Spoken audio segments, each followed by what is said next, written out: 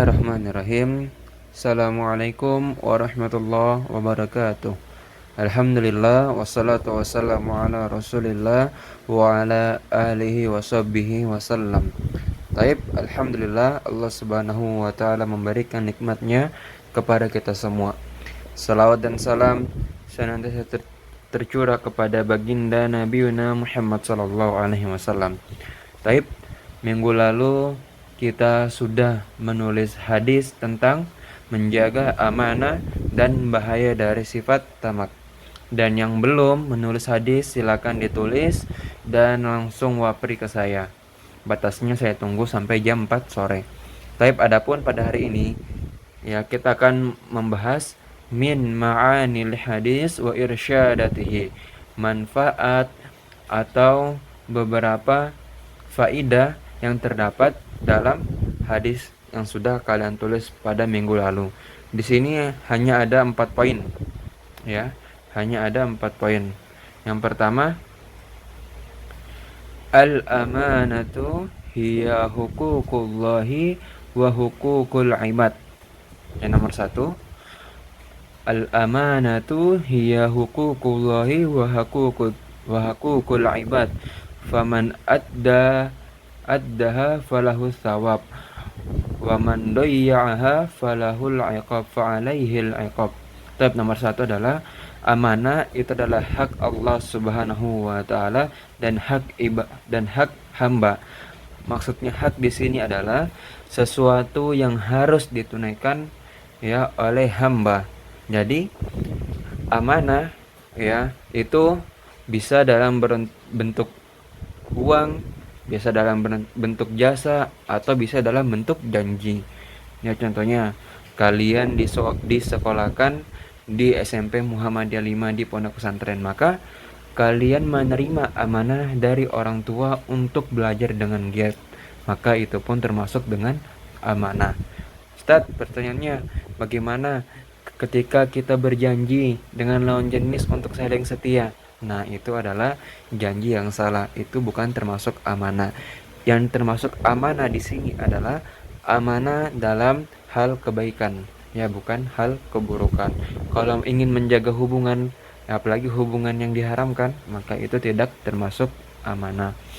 Faman addaha falahu thawab, dan barang siapa yang menunaikan dari sifat amanah, maka dia akan mendapatkan thawab, yakni pahala.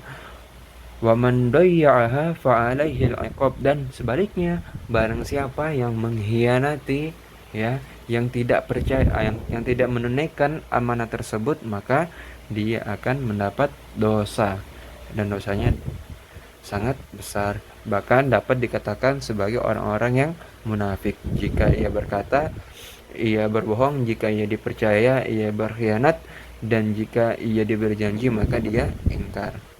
Taib. Nomor 2, al-amanatu khuluqun minal akhlaqil anbiya'i wal mursalin. Ya, sampai situ aja, enggak sampai bawah. Al-amanah, yakni amanah itu merupakan sifat daripada sifat Rasul-Rasul Allah dan orang-orang mursalin, yakni orang-orang yang alim, orang-orang yang ya. Jadi ketika kita memiliki sifat amanah, tentunya dengan cara dilatih, maka kita memiliki salah satu sifat yang dimiliki oleh para nabi-nabi dan orang-orang alim terdahulu.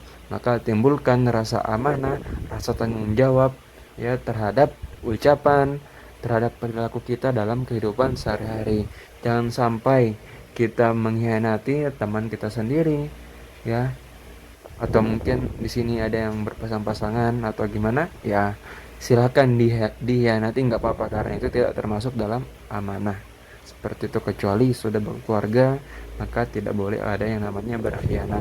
Tapi kalau masih belum berkeluarga, masih cuma chatan seperti itu, silakan dihianati sepuasnya, karena itu bukan termasuk sifat amanah. Kemudian yang nomor 3, wa kullu ma a'taqallahu min ni'mati fahiya amanah ladaika yuhibbu hafdhuhuma wasta'malaha wa fakku ma arada minkal mutmain. Wa kullu ma a'taqallah, yakni Allah Subhanahu wa taala menyuruh terhadap setiap hambanya untuk taat, ya, untuk taat terhadap apa? Terhadap peraturan, dan peraturan tersebut adalah yakni amanah. Nah, dan haruslah kalian itu apa? Menjaga dan mendengarkan daripada amanat tersebut, ya. Jadi ketika kita, dan disebutkan terakhir di sini ma'aroda minkal mu'tamin, ya, maka ketika kita menunaikan daripada amanah tersebut, kita menjaga amanah, maka apa, kita akan memperoleh ketenangan, ya. Ketika kita melakukan kita menunaikan amanah kita tidak berkhianat, ya, kita menunaikan apa yang diperintahkan sehingga kita dipercaya, maka apa, akan timbul rasa ketenangan di dalam hati. Tapi kalau kita sering berbohong, sering dusta, ingkar, apalagi sampai berkhianat sama teman sendiri, maka hati itu akan menjadi gelisah, takut, ya, akan sembunyi-sembunyi. Tapi kalau kalian jujur apa adanya, maka insya Allah kalian akan tenang, ya. Kemudian yang terakhir, wal amalul ladzi tawakkal bihi amana wa tadyi'ihi khiyanah, ya. Wal amalul ladzi tawakkal bihi amana, maka kita ikut sertakan seluruh amalan kita itu dengan amanah, ya. Kita sholat, kemudian kita membayar zakat, atau mungkin kita disuruh beli sama ibunya, maka kita sertakan sifat amanah. Amanah itu apa? Rasa tanggung jawab, ya. Ingat, amanah itu adalah rasa tanggung jawab terhadap diri sendiri, ya. Tanggung jawab. Maka ketika kalian melakukan sesuatu, timbulkan rasa amanah, timbulkan rasa tanggung jawab terhadap diri kalian sendiri. Wa tadi'ihi hiyana. Tadi'ihi itu artinya adalah, sebenarnya sih di sini agak ada penulisan kata. Yang benar adalah tudayyi'uhu, ya, itu ya-nya cuma satu aja. Tudayyi'ihi wa tudayyi'ihi khiyana, ya, ini dan menghilangkan sifat khianat, ya, seperti itu. Jadi kita sertakan dalam kehidupan kita, dalam setiap amalan kita itu rasa tanggung jawab dan menghilangkan sifat khianah, yaitu hianat. Tapi itu saja untuk hari ini. Silakan jika masih ada yang bingung atau gimana, tanyakan di kolom komentar. Assalamualaikum warahmatullahi wabarakatuh.